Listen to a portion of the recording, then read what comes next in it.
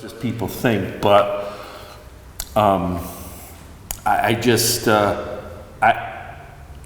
try to write from a fan's perspective, because before I started writing, I was a police officer for 25 years, and I got to see some pretty bad stuff. But anyways, but I think that's where my writing started, because I had to write detailed reports of all the major crimes that happened.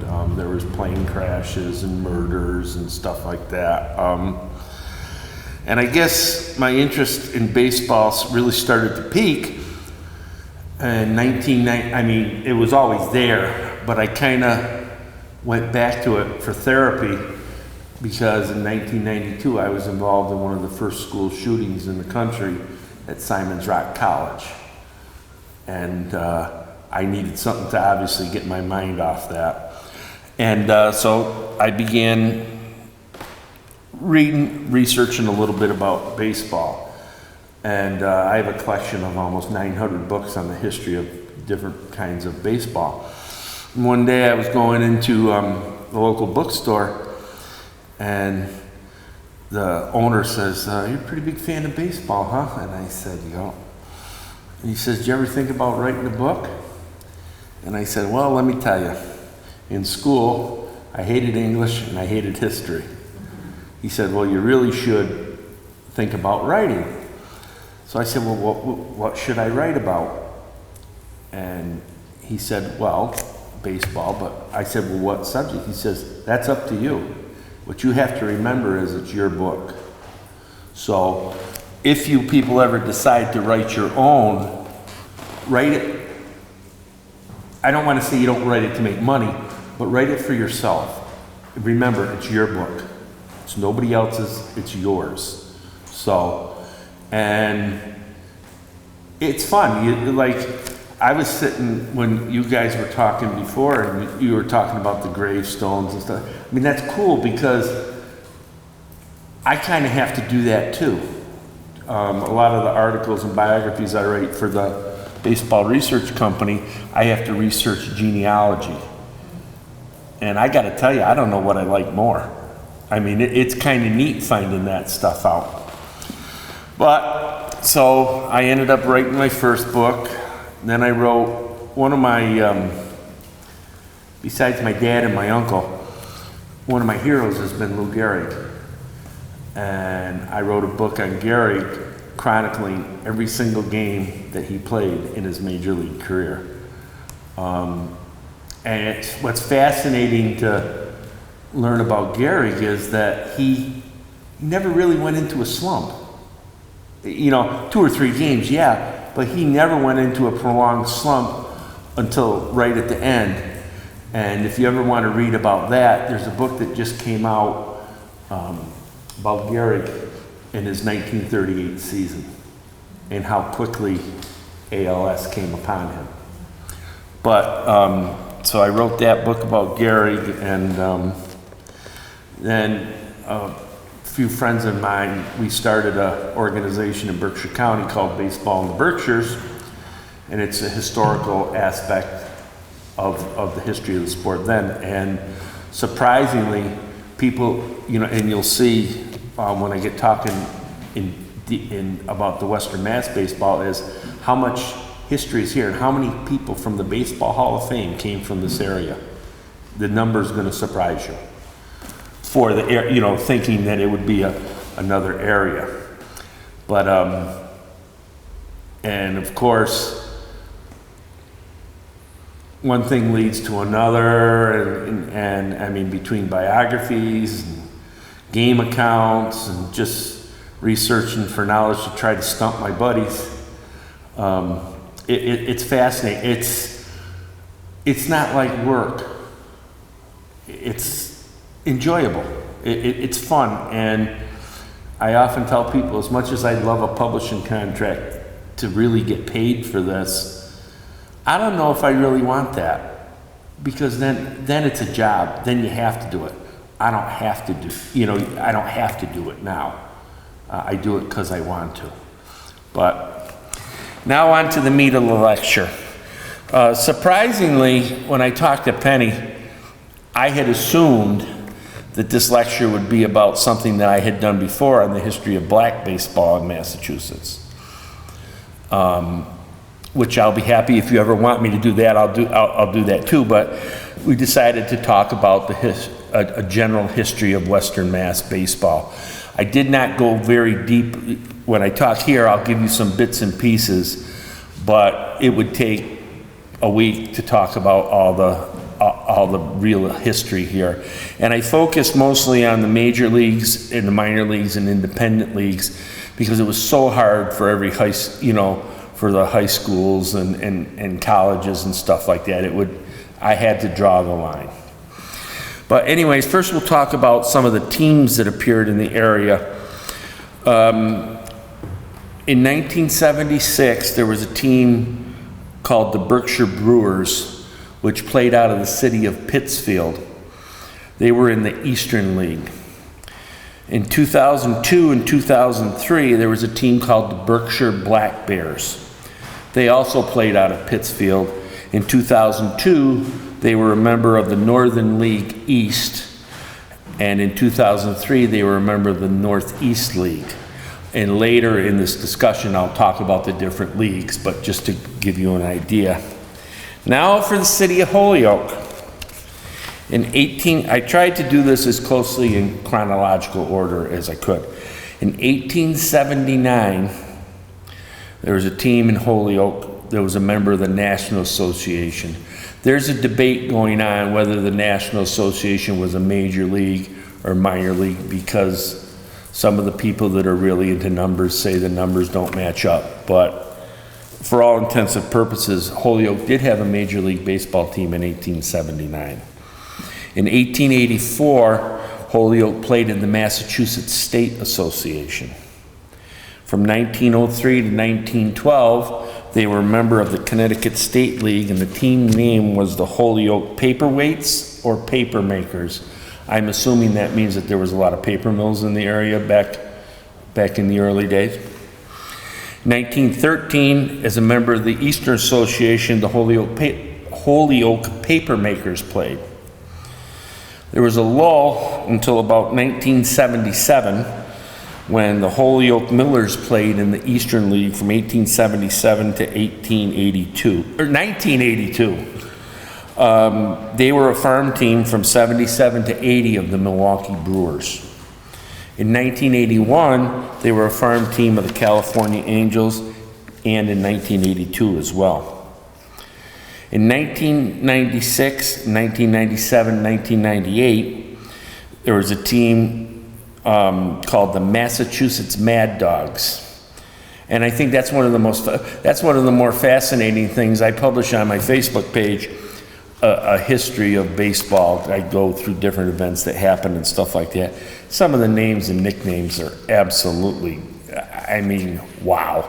I don't know if I'd want them, but people did. In 1996, the team was in the North Atlantic League. In 1997 and 1998, they were a member of the Northeast League. And in 1999, they were also a member of the Northeast League. One of the players on the 1997 team was Dennis Oil Can Boyd, who is famously remembered for the quote when talking about the weather in Cleveland, "Well, what do you expect when they build a baseball stadium by the ocean?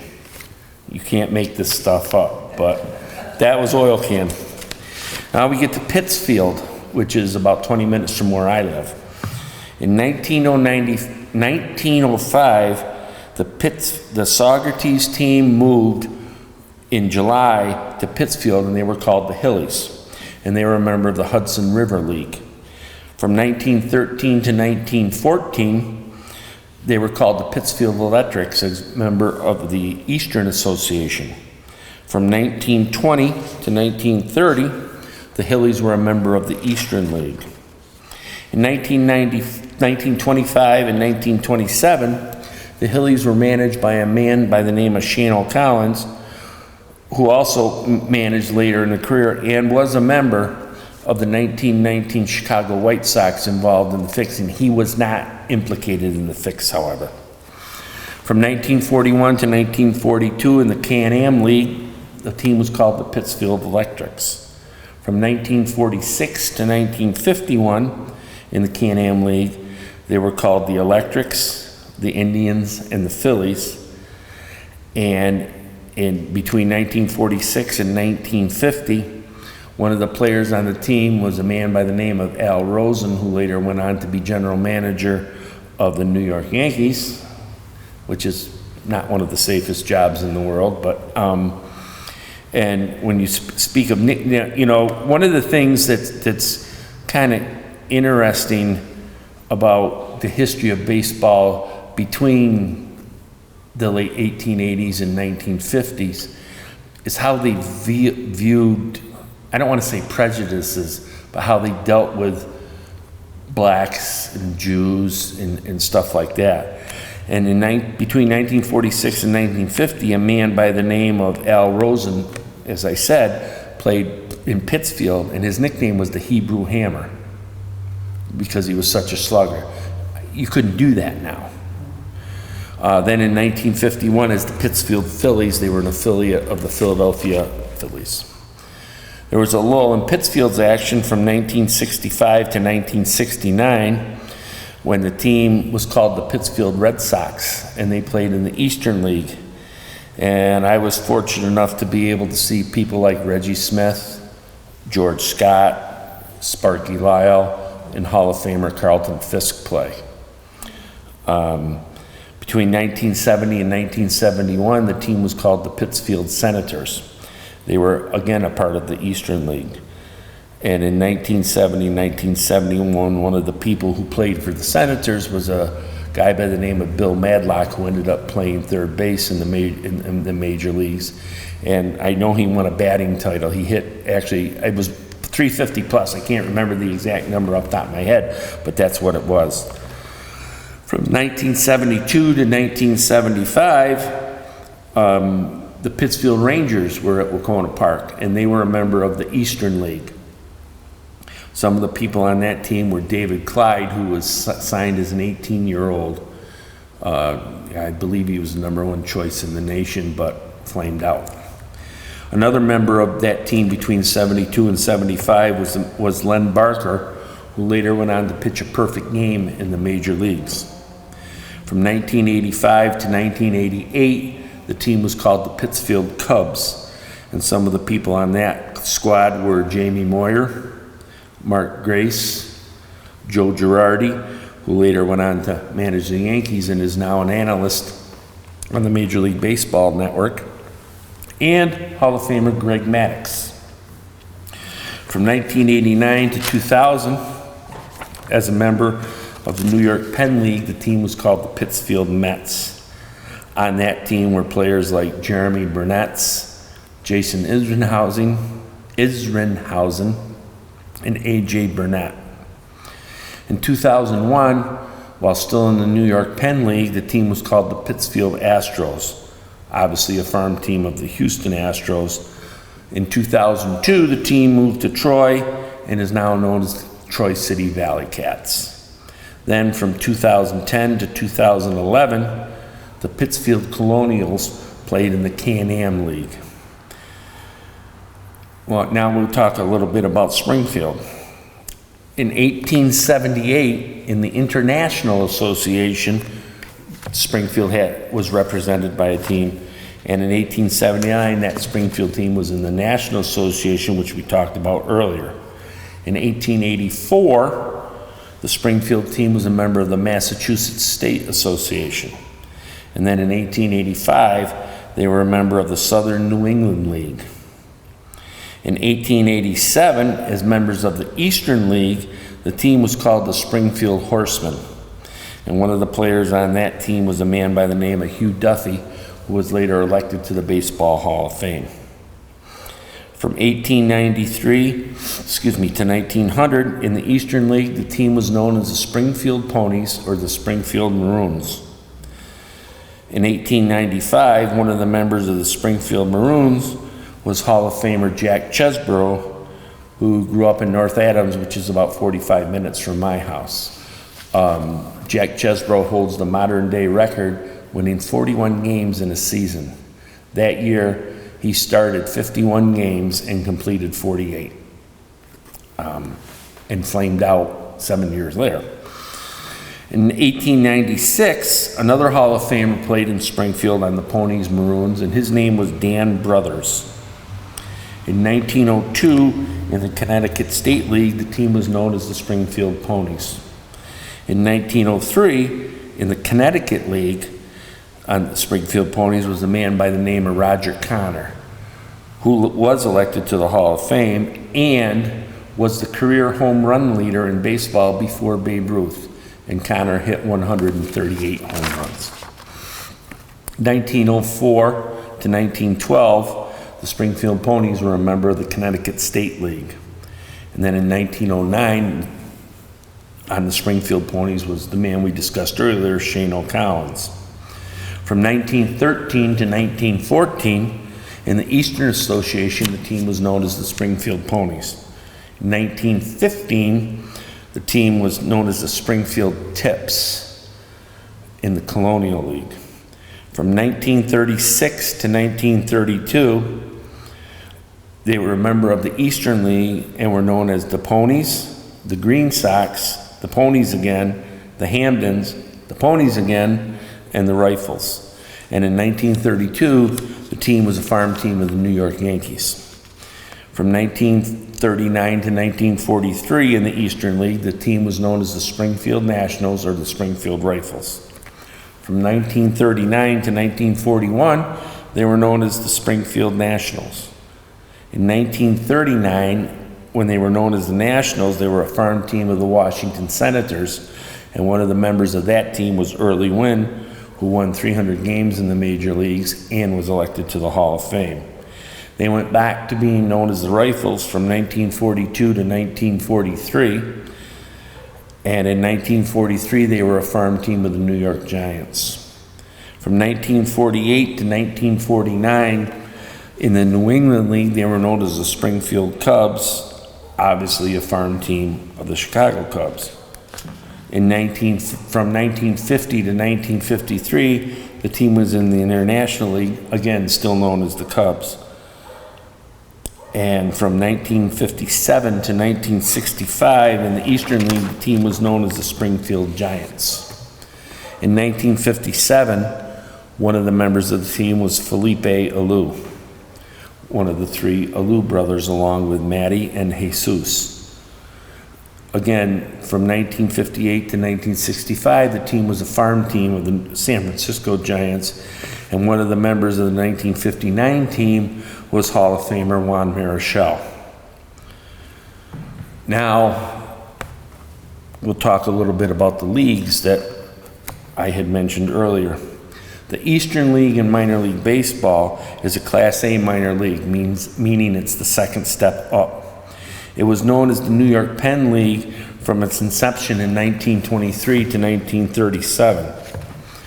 However, before that, in 1916, there was another Eastern League that existed, but it disbanded after 1932, making the name available.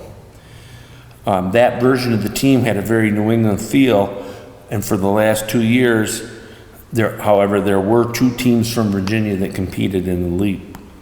There were 4 cities that competed for the whole 17-year run. 3 were in Connecticut, 1 was in Massachusetts. Beginning in 1892, the first Eastern League ran for 20 years, becoming the present-day International League in 1912. Then the Northeast League East. From 1999 to 2002, the independent Northeast League merged formally with the Northern League, with clubs that had formerly been in the Northeast League, forming the Northern League East. I'm sorry if this gets a little confusing, but I could not help. For all intent and purposes, the Northern League East functioned as a separate league, and the only meeting with the Northern League clubs occurred during the postseason. The National Association was actually called the National Association of Professional Baseball Players, 2 words on baseball.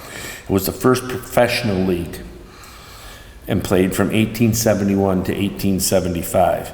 For a long time, it was not officially recognized as a major league by Major League Baseball, though some writers treated it as one.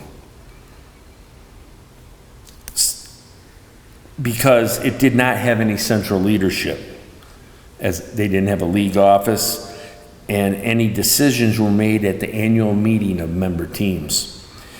Any team could join that league as long as they paid dues, and the teams created their own schedule and played against whoever they wanted. The only thing membership in the league required was a certain number of games against each other's team. It had no power to police its members. If a team didn't abide by the rules, all that happened was the dues were forfeited. In 1876, stronger teams in the league, in the Northern National Association, revolted and formed their own national league with membership by invitation only. The Massachusetts State Association was a non-signatory league, which is a league that did not sign the national agreement abiding by the rules that the National Commission set. The Connecticut State League, or Connecticut League, was another of the non-signatory leagues that was in existence from 1884 until 1900, when it was known as the Connecticut State League. In 1903, it was known as the Connecticut Valley League. When the Southern New England League disbanded on August 25, 1885, 4 of the 5 Connecticut teams reformed the Connecticut State League. In 1902, when the classifications were first assigned, it was a Class D league. In 1905, it was upgraded to Class B, and in 1913, it changed its name to this Eastern Association. As a sidebar, when I talk about like Class D, Class C, Class B, and Class A, Class D would be like a Class A today. Class C and B would be like double A, and Class A would be like triple A.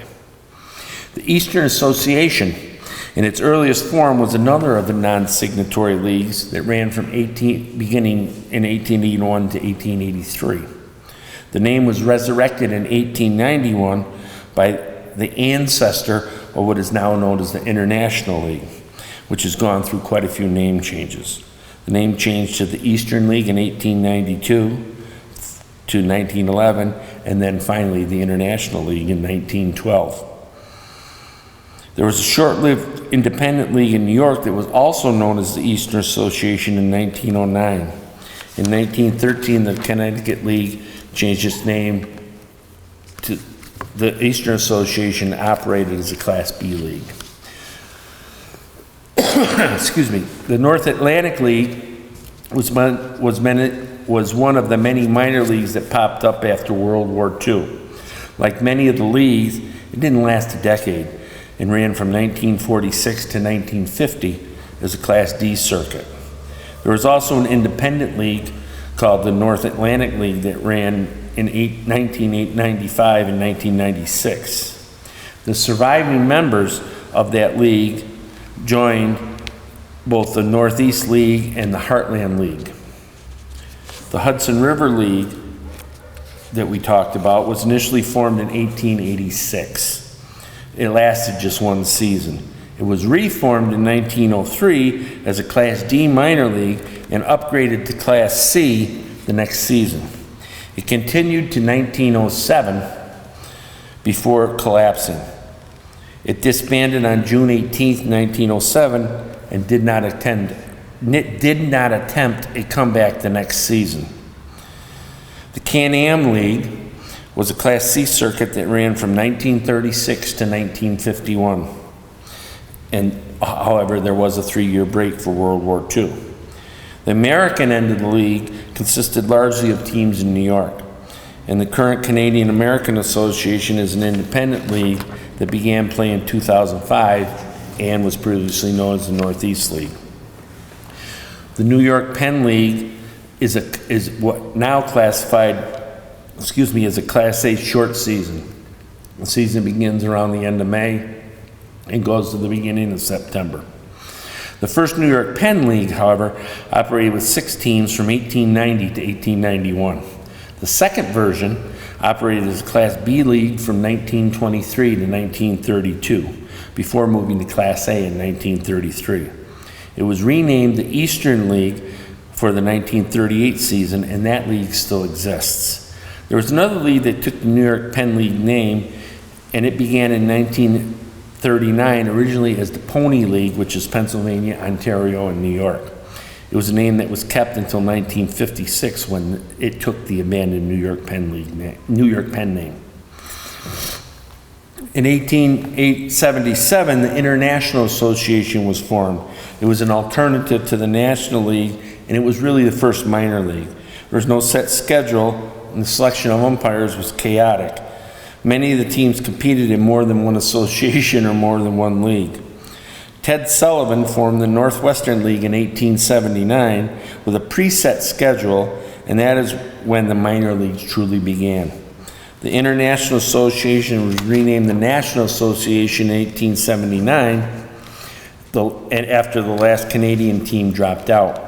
In 1888, the International League changed its name to the International Association, and 3 years later it became the Eastern Association. That's not the end, I just need a drink. Now, some of the players that played that came from the Western Mass era. Starting off in Holyoke, there's a guy by the name of Bob Adams who played 2 games for the Boston Red Sox in 1925. He was a pitcher. Nick Ahmed of Springfield began playing the major leagues in 2014 and is still playing today. Jim Andrews of Shelburne Falls played in the major leagues in 1890. Scott Barnes of Springfield played from 2012 to 2013. Jonah Bayless of North Adams played from 2005 to 2007. His first major league strikeout was Frank Thomas, and it was a called third strike. Then there was Mark Belanger of Pittsfield, who played in the majors from 1965 to 1982. Recently, a friend of mine by the name of Dominic D'Astoli did a documentary film on Belanger. And one of the things that stuck in my mind is right in the beginning, when Earl Weaver, who managed the Orioles, Belanger was not a great hitter, but he could field with the best of them, and his partner on the left side of the infield was Brooks Robinson. So if you got a ball through that side of the infield, you were doing something. And Weaver told Belanger that he would be his shortstop if he hit .050. He was that good.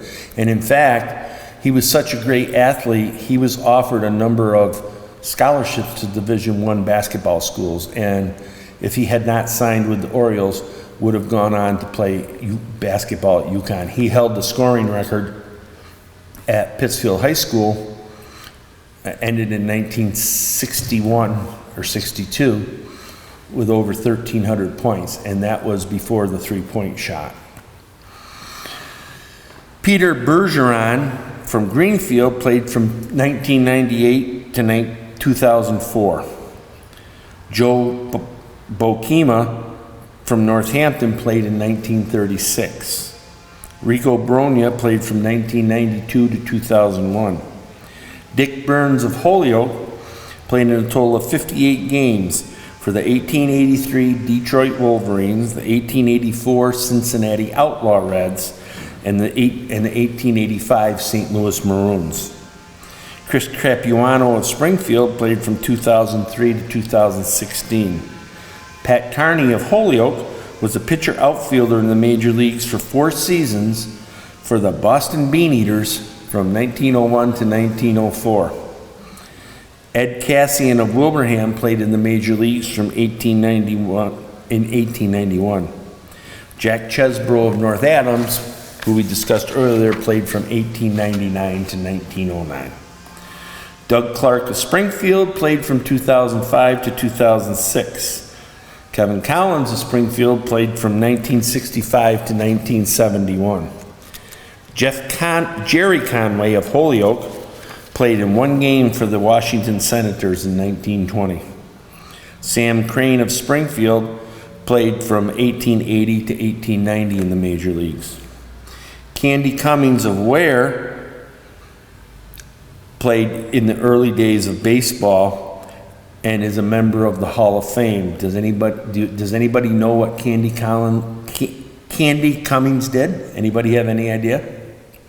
He invented the curveball after seeing someone throw a clamshell. Skip Down of Holyoke pitched in one game for the Pittsburgh Pirates in 1910. Snooks Dowd of Springfield played from 1919 to 1926. Tommy Dowd, no relation of Holyoke, was an outfielder second baseman for 10 years in the major leagues, playing for the 1891 Boston Reds, the 1891 Washington Senators, the Washington Statesmen, the 1892 Washington Senators. From 1893 to 1897, he played with the St. Louis Browns. And he also played for the Philadelphia Phillies in 1897. In 1898, the St. Louis Browns. 1899, the Cleveland Spiders. In 1901, the Boston Americans. The next Western Mass alumni was Leo DeRocher, who was born in Springfield. He played from 1925 to 1945, and then managed in the major leagues from around 1940 to 1973. Babe Ruth referred to him as the All-American out. Frank Dwyer of Lee, Massachusetts, played in the major leagues from 1888 to 1899. Jack Ferry of Pittsfield played from 1910 to 1913. Ray Fitzgerald of Chicopee played from 1931 in major leagues. Jim Gary from my hometown of Great Barrington played one game in the major leagues in 1893 as a member of the world famous Boston Bean Eaters. Joe, and I'll have to spell the last name because I always mispronounce it, Giard of Ware, Massachusetts, played from 1925 to 1927. Nick Gornial of Springfield played in 2007. Johnny Grabowski of Ware played from 1924 to 1931 and was a member of the 1927 New York Yankees Murderers Row team, although I don't think you would call Grabowski a murderer. Wayne Granger of Springfield played from 1968 to 1976. Tommy Grieve of Pittsfield played from 1970 to 1979. I would go into more detail, but it would take longer. I'm just trying to give you a brief synopsis of the players and when they played in the major leagues. Jack Hanifan of Holyoke played first, third base, and shortstop for the 1906 Philadelphia Athletics, the 1906-1908 New York Giants, the 1908 Boston Doves, who later became the Braves and then moved to Milwaukee and Atlanta. Fran Healy of Holyoke was a catcher in the major leagues for 9 years, playing from 1969 to 1978 at various times. His father, Francis Healy, was a catcher and a pinch hitter in 4 major league seasons, playing for the New York Giants and the St. Louis Cardinals. John Henry of Amherst played from 1910 to 1918. There was another John Henry from Springfield that played from 1984 to 1990. Gene Hermanski from Pittsfield, Massachusetts, played in the major leagues from 1943 to 1957 and was one of the friendlier people to Jackie Robinson when he signed with the Brooklyn Dodgers in 1947, or when he played for him. Matter of fact, when the movie 42 came out, right in the beginning of it, they show Hermanski and he walks up to Robinson and he says, "Hello, my name is Gene Hermanski, glad to meet you, glad you're a teammate." Well, Robinson had obviously been getting death threats. So Hermanski, and I guess it's a Berkshire County sense of humor, went up to Robinson and said, "You know, Jackie, maybe we all should wear number 42, then they won't know who to shoot." Mike Hickey of Chicopee played in 1899. Al Hubbard of Westfield played in 1883. Bill Carlin of Palmer, 1930. Bob Keating of Springfield, 1887. Paul LaPalme of Springfield, 1951 to 1957.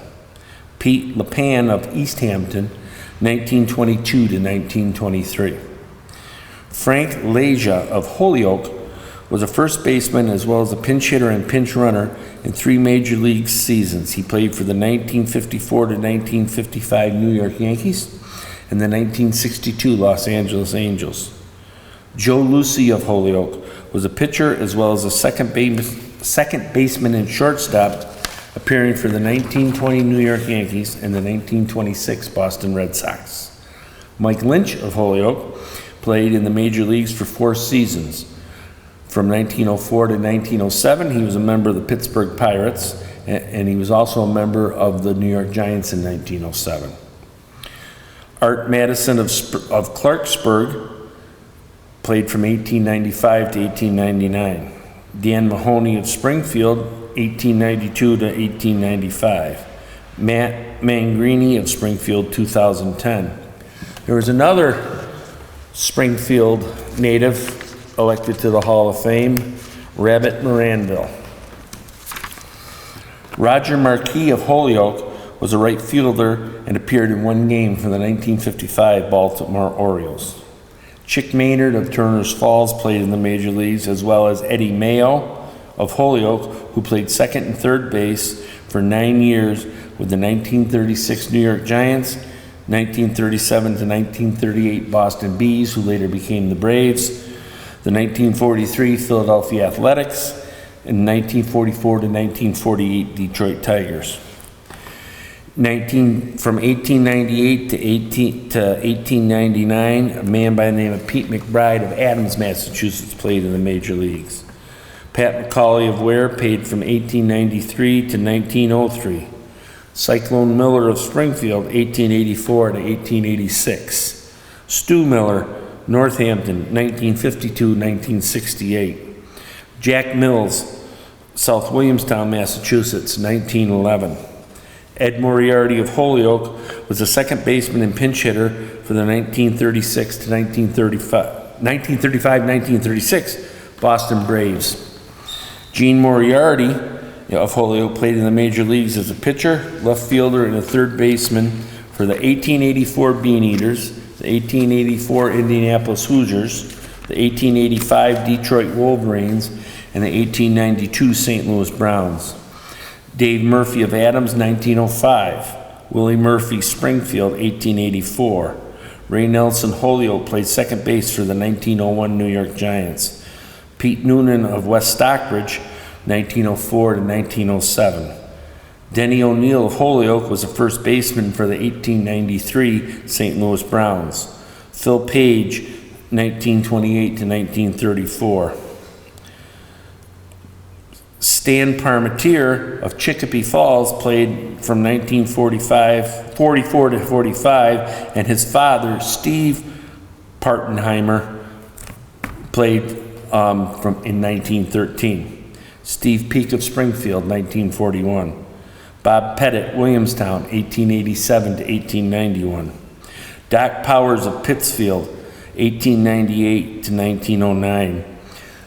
One thing about Powers, he played for the Philadelphia A's at one time, and he was a catcher. Went to catch a foul ball and ran into the rail around the thing and died 2 weeks later from gangrene. Frank Quinn of Springfield, 1949 to 1950. One of my favorite players, Vic Rashi of West Springfield, played from 1946 to 1945, and he was a competitor. One time, Yogi Berra, who's not the most handsomest man in the world, went out to the mound to, see how Rashi was doing. So the manager, Casey Stengel, went out at the time and said, "How's Rashi doing? How's he pitching?" Berra says, "I don't know, I ain't caught one of them yet." And Rashi responded, "Hey, Onion Head, get behind the plate." Jeff Reardon of Dalton, 1979 to 1994. Jeff Reardon at one time was the Major League save leader. Billy Joe Rabideau of Ware, Mass. Played from 1985 to 1990. Frank Rosso of Agawam, 1944. Nap Shea Ware, 1902. Red Shea Ware, 1908 1918, 1922. Doug Smith, Miller's Falls, 1912. Billy Spanswick, Springfield, 1964. Al Stanek, Springfield, 1963.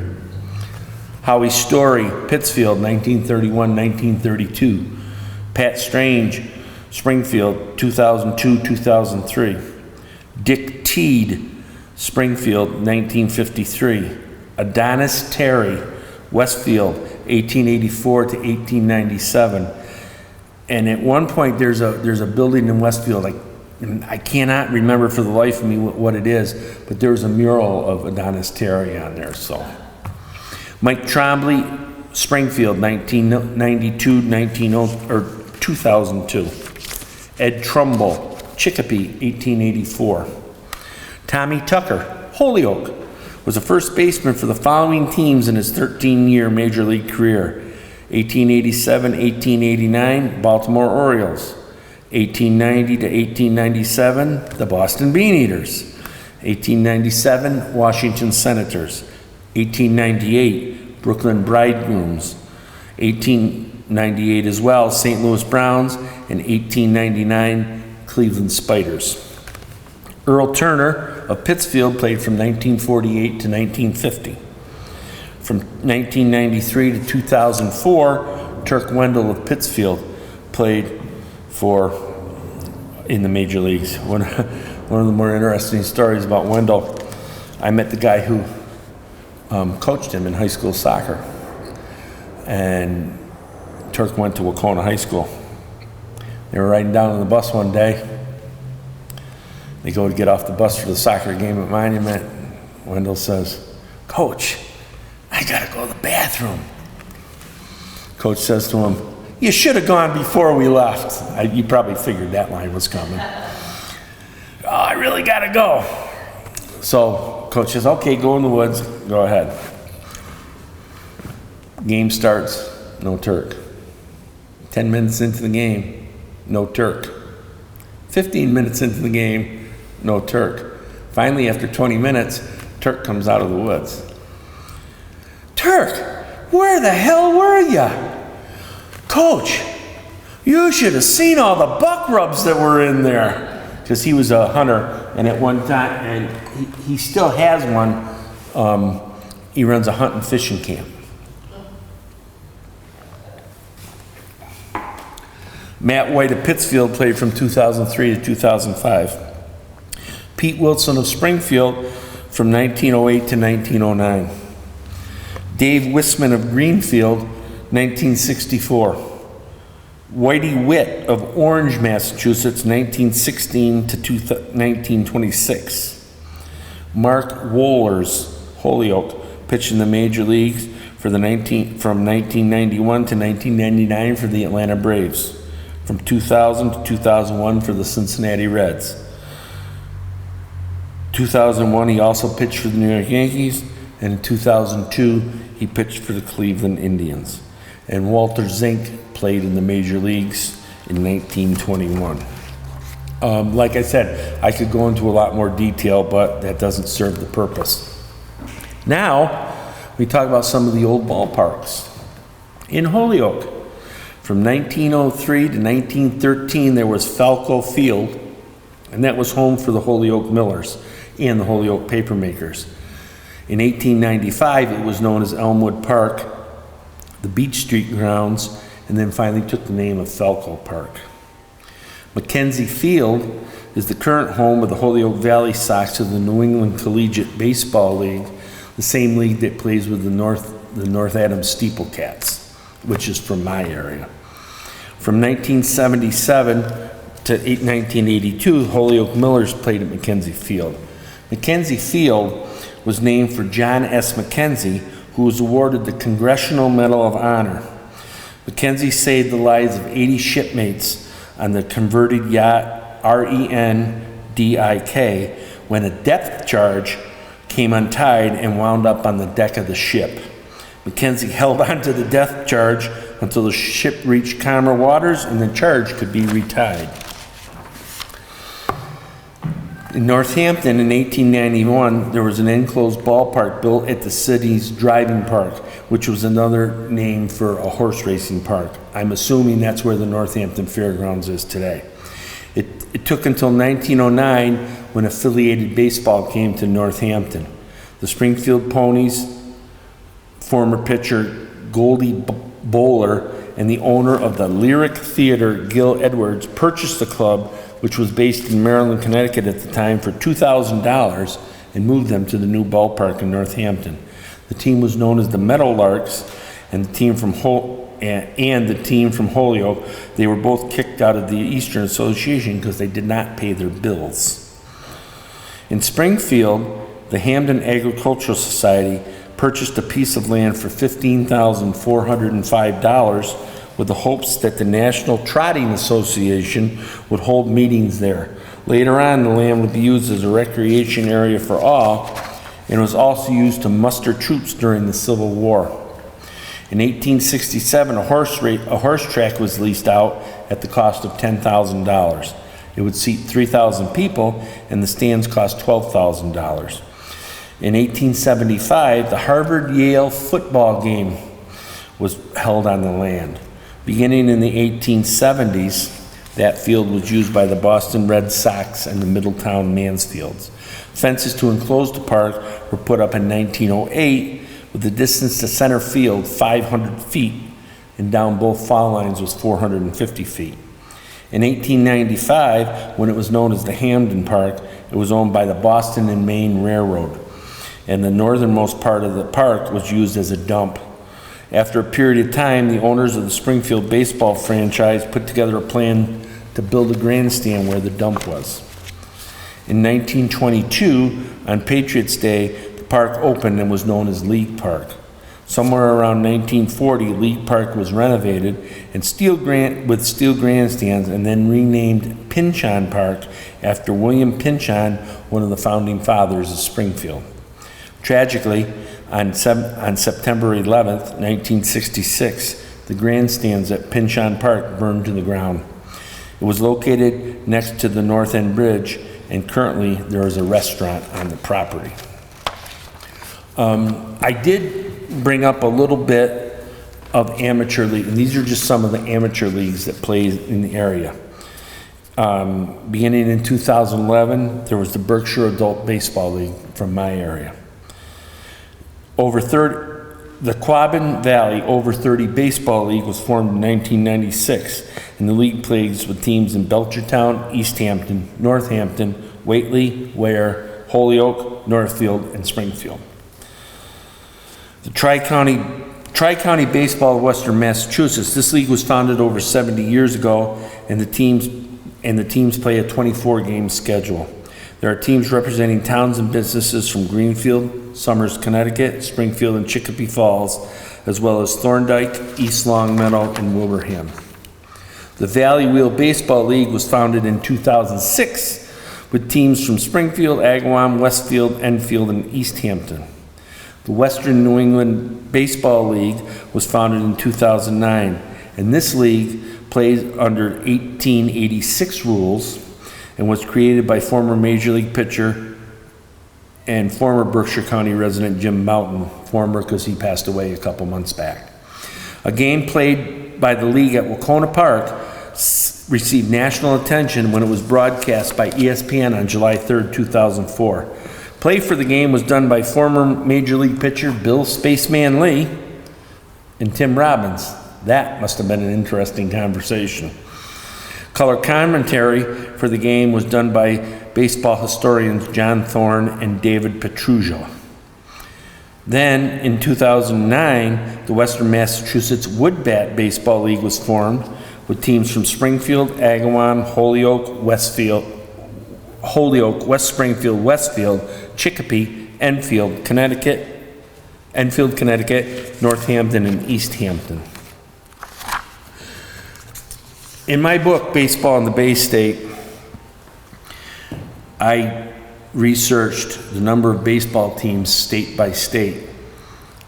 Does anybody have any idea how many teams were in how many professional teams have played in Massachusetts? Anybody have a guess? 650. And that ranks ahead of states like, that you would think would have more, like South Carolina where it's warm, Missouri, Connecticut, Hawaii, who only had 47. Then,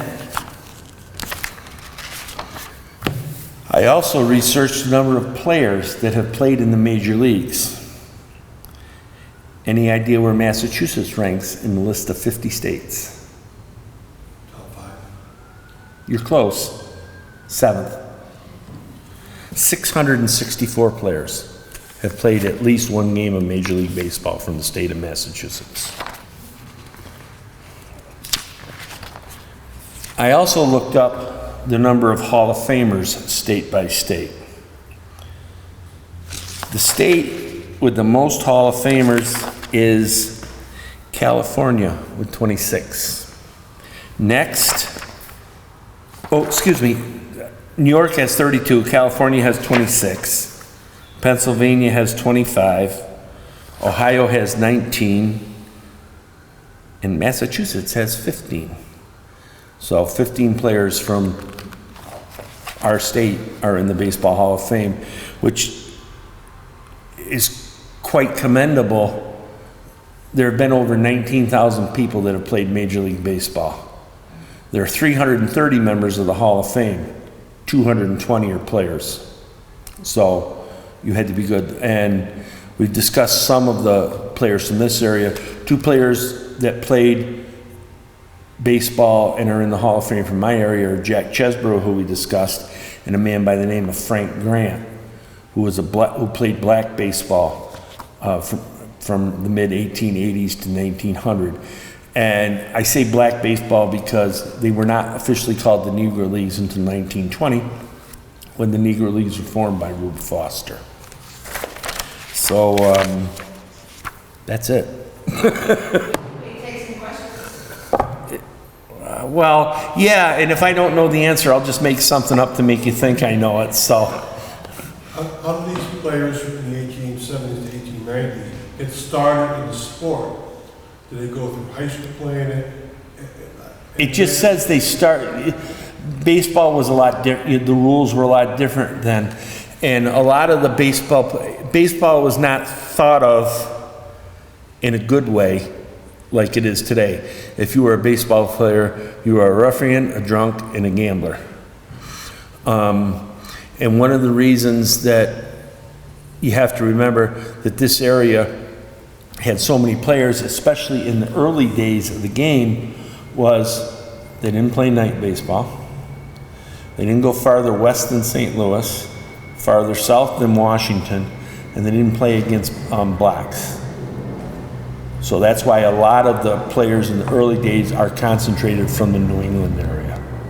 Would they have been a lot of immigrants? Excuse me? Would have been a lot of immigrants playing ball? More from New York, but obviously New York isn't a part of, because everybody came to New York and then they moved. Any? I have a question. Can you explain, because I don't know anything about baseball. Buy my book.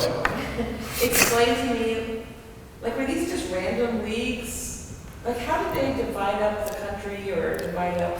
They were formed, a bunch of guys got to, us 6 got together and we decided we wanted to form a league. And we decided we wanted to call it I can't pronounce the name of the museum, but that, we could call it that league. Yeah. And, all you had to do, you could abide by the National Commission, or you could become a non-signatory league, which we discussed earlier, didn't sign the contracts to the National Commission. A lot of people, baseball is a lot like auto racing. In auto racing, somebody asked somebody one time, how do you amass a small fortune in automobile racing? The guy said, you start with a large one. So, obviously things have changed and it's quite the money maker right now. But that's how, it didn't take a lot. I mean, in perspective, the money back then was like the money is now. But now, so. And so so as a league, you would then try to find the ballparks to play in? Yeah. Whatever you charge? Yeah. I mean, I could have spent the whole time talking about the ballparks. There's, in a lot of them, one of the more fascinating things I found is I found a site that discusses ballparks in black baseball in the Negro Leagues. And it's quite a fit. I remember I was talking with the people at the Valley Cats one time, and they said, yeah, there was a team from the Albany area that played in the Negro Leagues, the Mohawk Valley Giants. Said there was just one team. I came back 2 days later, 27 teams played before 1900. Oh, wow. And again, a lot of them were formed because of the prejudice. One of the things that's interesting is that people refer to Jackie Robinson as the first black to play in the major leagues. He was not. There was a man by the name of Bud Fowler and Moses Fleetwood Walker who played in the 1880s. And the reason the color line started in baseball was because Cap Anson, one of the better players of the era, said that he would not play with an N on the field. And that's how it started. And, people have their opinions of a lot of people. And one of the first commissioner of baseball was Kennesaw Mountain Landis. And he was credited with cleaning up baseball after the Black Sox scandal in 1919. When he took the office, he said he must have ultimate power, which means his decision is final. Somebody said to him one time, well, how come you don't allow blacks to play in the major leagues? And he says, I can't do that. Am I missing something on ultimate power? And the other thing to be remembered is that a lot of the major league teams were making a tremendous amount of money off of black baseball in the Negro Leagues by leasing their ballparks out to them. So it wasn't, ultimately money played a part in it. Obviously bigotry and prejudice did too. And the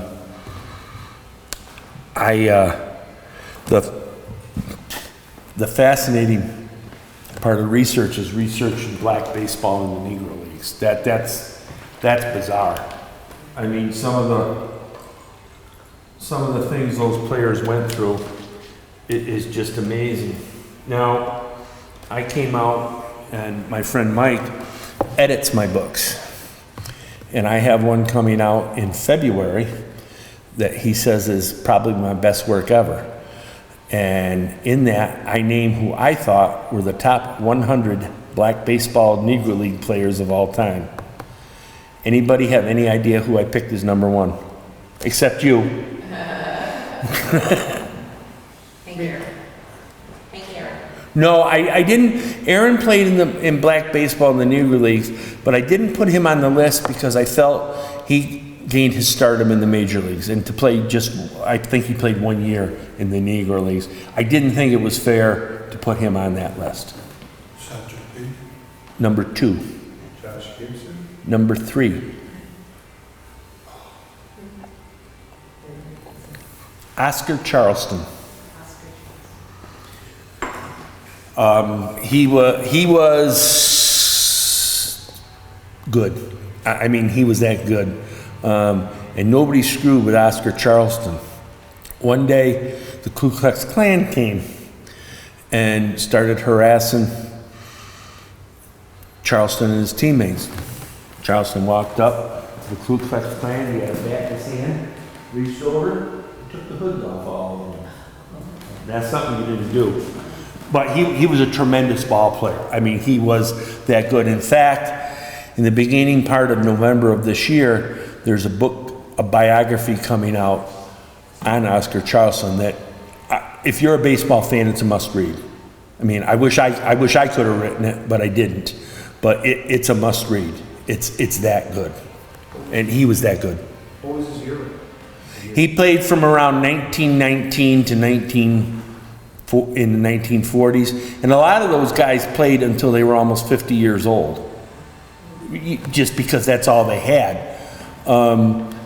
And a lot of them, you know, you would think with the way things were, a lot of them were uneducated, but a lot of them went to, you know, black colleges. A lot of them, you know, and the move to really get blacks back involved in sports was after World War II. I mean, if you were good enough to die for your country, you're good enough to play the American pastime. So, anything else? Do you know where Falcon Field was? I just did a very preliminary. Do you know where? I just heard this from the soccer guy. So he said it's down where the septic. Oh, that was the old Falcon Park. What I would do is I will look it up, I will find it out, and I will email you back. Where was Falco Field in Holyoke? Falco, so the alpaca. See, a lot of the research sites that I use, they would just say in Holyoke. You know, they never, you know, and it's easy enough to find out. I just didn't, you know, because of time constraints, I didn't want to go too deeply into one subject. Yeah, so Brian Bulk, who did the research on professional soccer in Holyoke, said that it's, you know, when you get out through 91, Yeah. where Everyone thinks that Charlie Park is in Springfield, which it was, but that was the second one. The first one was very close to where the third canal starts. Yeah, and it's where the DPW kind of has. Yeah, and it had, you know, it had stadium. Yeah. And stadium shade. And, Yeah. but Brian Bulk is the person you want to talk to. He's got some, in terms of soccer. Yes, sir. Was there a high-level women's league ever in Massachusetts? The women's league, it's the AAGPLG or something, you know, it's got a bunch of letters. And it was concentrated more in the Midwest. But, you know, the players came from all over. The teams were just concentrated in the Midwest. You said you have one page? I have a Facebook page. I'm not smart enough to develop a web page. But if you just, I'll give everybody a card. If you have access to a computer and you type my name in, you can, you're done. Yeah. Thank you. I just publish it. I didn't make it a special page. I just post it every day. I usually try, It has a list of all your books. well, it will give you updates. These are the 3 books that I've written right here. You're more than welcome to purchase one tonight if you want. If you want to just look through them and then decide, that has my contact information. Everything but the Wacona Park book is listed on Amazon, but I'm not going to tell you where to buy it, but I got to share the money with Amazon, and I have to be totally honest with you, I really like it all myself. And like I said, you know, You post every day on Facebook, a great big long thing, all kinds of information every day you post. I give different historical things that happened on the day, who was born, who was died on the day, a lot of stuff to do with the Negro Leagues, nicknames, ballparks, triple plays, 50 or more home runs, 50 or more steals. You know, there's a wealth of stuff out there, but. And how many times have you been to Cooperstown? This year? Or altogether? Altogether. Over 100. Yeah. Wow. I will say also, because he's too modest to say so, but he was the hero of the shooting in Simons Rock College. The shooter had already killed 2 people and injured 2. Kevin got him on the phone and got him to surrender. Simply by telling him we blew his effing head off if he didn't give up. I mean, whatever works, right? But Yeah, I don't, thank you, Mike, but I'll talk about it if you want, but I just prefer not to. But you can ask me, if you got any questions about that, I'd be, I'll do what I can. But the only thing I will say is, I think that's when my first real interest, I really got interested in the researching because they have debriefings after major crimes. They didn't back in Simon's Rock.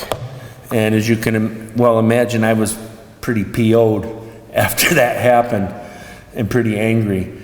And I talked to different people, and one of the therapists that I saw, and I'm not ashamed to say that, I mean, it was a hard thing to go through, said I needed to find a happy place.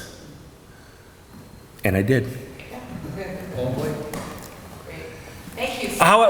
One more story? You got time for one more story? This was the first book I wrote. I had donated a copy to the library here. This picture was painted by a friend of mine. It's a watercolor. He was trained by Norman Rockwell. As you can see, you can come up and look at it. But each base signifies a town where a historical baseball event happened in Massachusetts. Home plate is Springfield, and one of the players that I mentioned in my lecture came from Springfield, and he was the guy who invented or patented the idea for a rubber home plate, because home plate used to be a concrete slab. Oh, jeez. First base is Boston, for obvious reasons. Second base is Amherst, and Amherst is on there because the first ever intercollegiate baseball game in history was played between Amherst College and Williams College in 1859. The final score, Amherst 73, Williams 23. Oh, wow. Holy cow. Again, the rules were just a tad bit different back then. The rivalry still exists. Yes, it does. As a matter of fact, Amherst started because the guy who was originally, what do they call the boss, the dean Yeah. at Williams, left Williams College and went to Amherst. And third base is Pittsfield, and that's where Wacona Park is. The guy called me up about a year back, said, "Hey, I just wanted to let you know, I sold the original painting of your baseball book." I says, "Yeah?" He says, "You want to know how much I got for it?" I said, "Am I getting a percentage since I gave you the idea?" And he said, "No." And the original painting sold for almost $10,000. Wow. So, and then, it's funny, I asked, these are all self-published. I did everything by myself, and it's quite a sense of don't feel you can't, because I'm telling you, it's not easy, but it's fun. It's fun, the thing. And I always wondered, these books will never probably make the New York Times bestseller list. I accept that fact. Hopefully someday I will have one that gets on there. But I asked the owner of the bookstore, I said, "How do you measure success in a self-published book?" And he said, "Well, most people who self-publish books sell a few and give a few to relatives." And I said, "Oh." And he said, I said, "Well, what's successful?" He said, "Well, if you sell 100 books, you've done well. I won't tell you the exact number I sold, but it's over 5,000. So I'm not rich. I didn't come here in a limo, and I'll probably eat at McDonald's on the way home. But you can make money at it if you work. Positively, it's the best thing I ever did in my life. It's opened up opportunities that I never thought were possible. I mean, I'd met the grandchildren of Ty Cobb, Walter Johnson. I've met Hall of Famers. I am truly living the dream. And it's funny, when I did the book on Wacona Park, my relatives printed it up. So you have to, I mean, there isn't rules about the ISBN number and stuff like that, but it's a good idea to put a publisher on there. Well, if you do it yourself, I mean, I don't, this is going to sound really strange, but I don't really like to talk about myself a lot. So, I mean, you know what I mean. But I had to come up with a name for a publishing company. So I formed one. And I called it Follow Your Dreams Publications, which I thought was perfect. So, thank you. Thank you very much. And if you want to come up and look through the books and have any questions on them, I'd be more than happy to answer them.